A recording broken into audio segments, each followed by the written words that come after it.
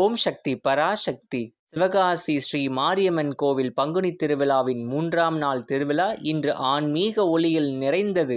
மாலை நேரத்தில் அம்மன் கைலாச பர்வத வாகனத்தில் அலங்கரித்து அருள்பாலித்து திருவீதிகளில் பக்தர்களுக்கு காட்சியளித்தார்.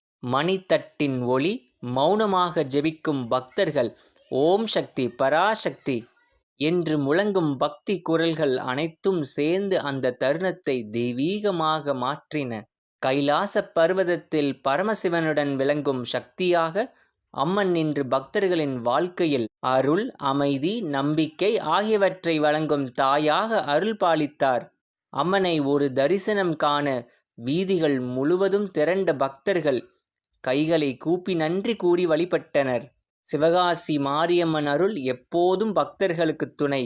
ஓம் சக்தி பராசக்தி. அம்மன் திருவருள் காப்பாக இருக்கட்டும்.